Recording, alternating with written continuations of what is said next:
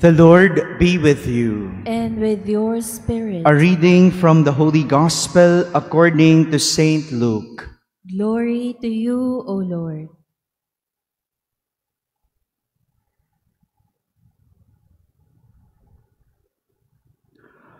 On a certain Sabbath, Jesus went into the synagogue and taught. And there was a man there whose right hand was withered. The scribes and the Pharisees watched him closely to see if he would cure on the Sabbath, so that they might discover a reason to accuse him. But he realized their intentions and said to the man with the withered hand, "Come up and stand before us." And he rose and stood there. Then Jesus said to them, "I ask you, is it lawful to do good on the Sabbath rather than to do evil, to save life rather than to destroy it?" Looking around at them all, he then said to him, "Stretch out your hand." He did so, and his hand was restored. But they became enraged and discussed together what they might do to Jesus. My friends, the Gospel of the Lord. Praise to you, Lord Jesus Christ. Good morning, my dear brothers and sisters. If the encounter between Jesus and the Pharisees is like a bingo game, Jesus is already nearing the jackpot prize. Sa lengguwahe ng laro, sa lengguwahe ng bingo, namumuro na si Jesus sa mga Pariseyo.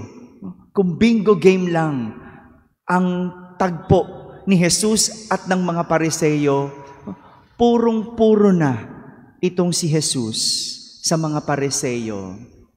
If we could remember last Saturday, the incident where the disciples of Jesus plucked the grains in the cornfield.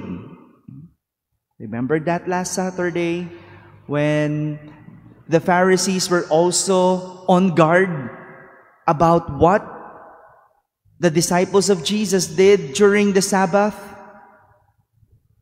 Jesus had another encounter with the so-called religious leaders, the Pharisees and the scribes, also on a Sabbath day.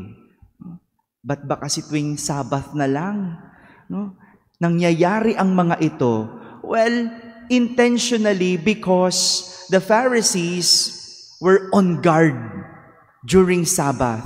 Talaga namang nagbabantay itong mga Pariseyo tuwing araw ng pamamahinga. This time, while Jesus was teaching in the synagogue, there was a man there whose right hand was withered. Jesus knew what to do, but he also knew what was in the hearts and minds of the Pharisees who were there. Alam niyang gagawin, pero mas alam niya kung ano ang intensyon ng mga Pariseyong nandoon. He knew that they were looking at what he will do. That is why Jesus told them, "I ask you, is it lawful to do good on the Sabbath rather than evil? To save life rather than to destroy it?" Kayo nga po sumagot. Sige nga.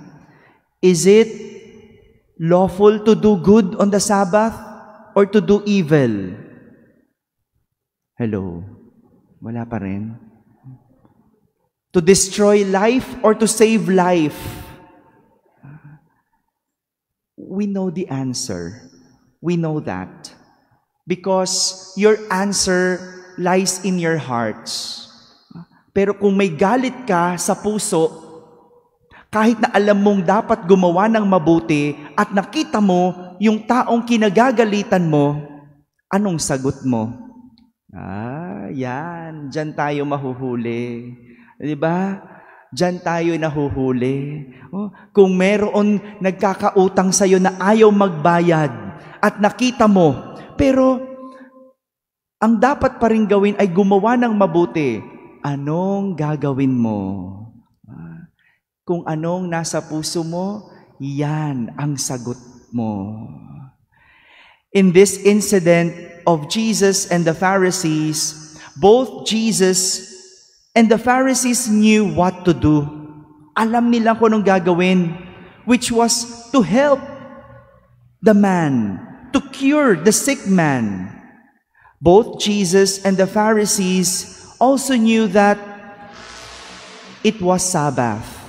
Alam nila parehas yon, which means work is not allowed. Kaya nga alam ni Jesus ang iniisip ng mga Pariseyo, ang hulihin siya kapag siya ay may gagawin sa araw ng pamamahinga. Alam din ng mga Pariseyo na hindi dapat magtrabaho. Kaya din naman nila minamanmanan si Jesus kung magpapagaling ito. But sadly, though both of them knew what to do, it was only Jesus chose what he ought to do. And that is to heal the man. Jesus knew what to do because of what is in his heart. Yung mga Pariseyo, they did not choose what to do because of what is in their heart. Ano yung nasa puso nila? Galit kay Jesus. Hulihin si Jesus. Akusahan si Jesus. That's why they failed to do what they ought to do. This is also our sad reality, that there are times we know what to do, but we choose not to do. We know that we should go to Mass every Sunday at least. We know that we should work because we are being paid to work. We know as parents, you have responsibilities and obligations to your children. And children, you know that you should study. But though we all know all these, there are times we choose not to, which in the end, we lose the opportunity and chance. In our hearts, there is always a spiritual battle between the good and evil. And it's up to you who you will choose to win, the good or the evil. Kaya nga yung mga Pariseyo, sayang yung pagkakataon na makatulong sa kapwa.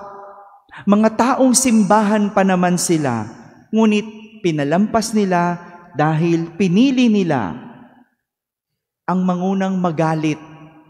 Pinili nila ang pahalagahan ng araw ng pamamahinga. Sayang ang pagkakataon. My dear brothers and sisters, ang daming nasasayang nang dahil hindi natin pinipili ang mga bagay na dapat natin ginagawa. Opportunities pass by because we choose not to do what we ought to do. Instead, we choose to do what we should not do, which in the end means opportunities wasted. Amen.